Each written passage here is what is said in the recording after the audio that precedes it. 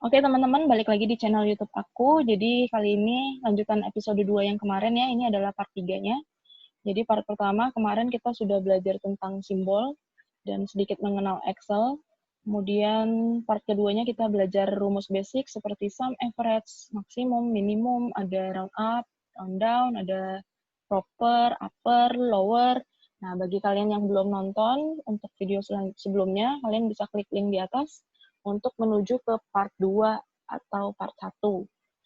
Nah, kali ini kita akan belajar tentang rumus count. Jadi ada 3, counta, count if, dan count. Nah, kalau kita lihat counta itu untuk apa? Untuk menghitung karakter dan angka. Sedangkan count if itu menghitung karakter atau angka, tapi sesuai dengan kondisi yang kita mau atau kita minta. Sedangkan count sendiri untuk menghitung angka. Jadi nggak bisa karakter. Nah, kemudian kita akan belajar if. If ini untuk jika kondisi X sama dengan X, maka itu adalah true. Jika bukan X, maka itu adalah false. Jadi mainnya true false. Nah, ini nanti aku jelasin selanjutnya di if ya. Nah, sebelumnya kita lihat nih ada tabel ya di sebelah sini. Di sebelah kanan ini ada tabel. Kalian udah bisa lah ya bikin tabel. Kan kita sudah belajar kemarin di part 1. Bagaimana cara mewarnai, bagaimana membuat huruf menjadi bold, menjadi tebal. Kemudian bagaimana mewarnai kata-katanya, mewarnai selnya, itu sudah ada di part 1, kalian bisa nonton. Nah, sekarang di tabel ini aku udah bikin data hasil ujian matematika kelas 7B. Ya. Jadi ini ada nama siswanya, ada si Andi, Bambang, Yanto, Ana, Kristi, Tommy, Santi. Ini nilai-nilainya ada 45, 50, sampai ada yang sampai dapat 100. Nah, kita masuk yang awal dulu, seperti yang pelajaran kemarin, nilai rata-rata. Kita mau tahu nih nilai rata-rata kelas ini berapa sih untuk matematikanya. Pakai apa? Pakai average. Tapi jangan lupa ya, pasti di awal rumus akan diawali dengan sama dengan. Jadi average, buka kurung, tinggal disorot aja, tutup kurung, di enter. 72. Jadi rata-rata nilai matematika untuk kelas 7B ini adalah 72. Nah, di sini ada pertanyaan lagi, nilai tertingginya berapa sih? Nilai tertinggi menggunakan apa? Menggunakan maksimum. Jadi max. Kemudian tinggal disorot. Nilai terendahnya pakai apa? Pakai minimum. Jadi minimum, kurung, tinggal disorot, blok, kurung, enter. Jadi kita dapat. Jadi di kelas 7B ini nilai tertingginya itu ada nilai tertinggi ada di 100 di Santi, dan nilai terendah di 45 yaitu si Andi. Nah, di sini ada pertanyaan lagi nih, jumlah siswanya. Jumlah siswa, kalau kita mau menghitung jumlah siswa, maka kita harus menghitung si nama-nama siswa ini nih ada berapa kan. Karena ini bukan angka, ini adalah karakter, jadi kita pakai apa? Kita pakai counta. Jadi sama dengan counta, buka kurung, tinggal kalian sorot. Ini, tutup kurung, enter. Jadi jumlah siswanya ada 7 orang. Nah, di sini dia nanya lagi, dari 7 ini yang lulus berapa sih? Berapa siswa? Yang tidak lulus berapa siswa? Nah, sebelum kita dapat ini, kita harus menentukan kategori siswa ini. Dia dapat si Andi ini dapat 45, lulus nggak sih? Si Bambang 50, lulus nggak? Nah, kita harus kategoriin dulu nih. Makanya ini udah ada kolom kategori, tabel kolom kategori. Nah, kita dengan menentukan lulus tidak lulusnya, itu kita pakai rumus if. Karena kondisinya ada 2 ya.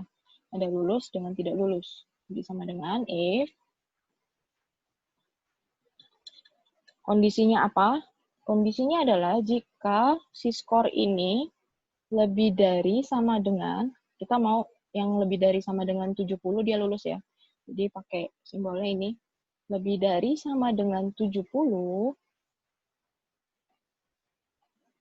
nangkep ya teman-teman ya, logikanya ya. Jadi jika skornya ini lebih dari 70, maka kondisinya adalah kalau lebih dari 70 dia adalah lulus. Lulus, kita tulis lulus.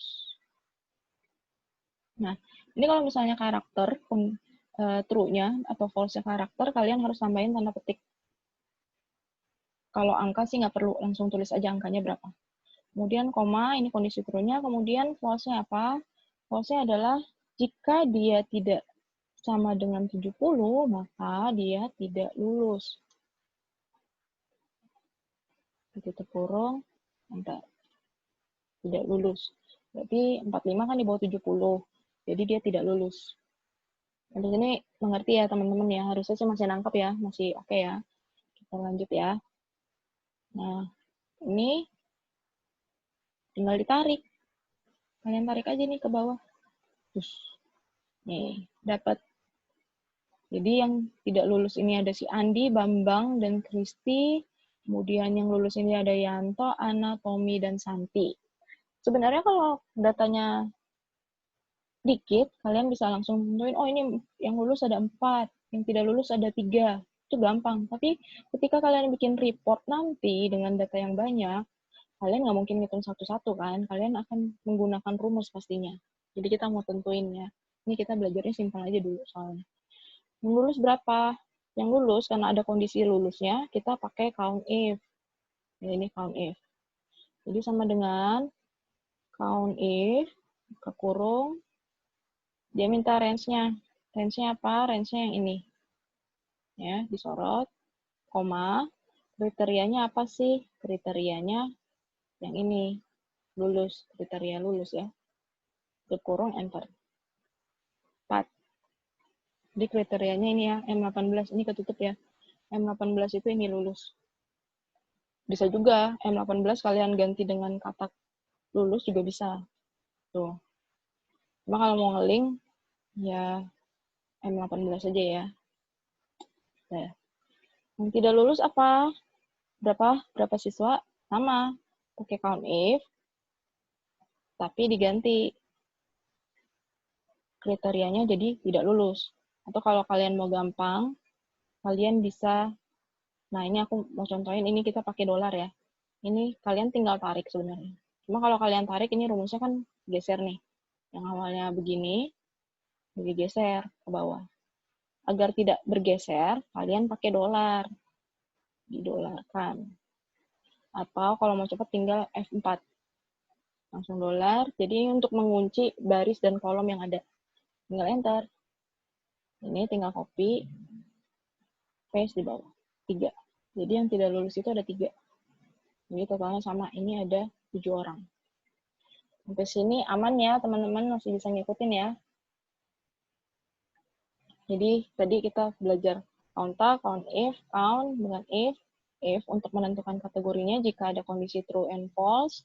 Kemudian si count ini untuk menghitung karakter dan juga angka. Count if kita menghitung karakter atau angka, tapi ada kondisi yang kita minta. Kayak misalnya si lulus tidak lulus ini, ada berapa siswa sih? Itu kan ada kondisinya lulus dan tidak lulus. Sedangkan kalau count itu untuk menghitung angka. Oke teman-teman, sampai sini aja dulu video kali ini. Kita belajar count dan if.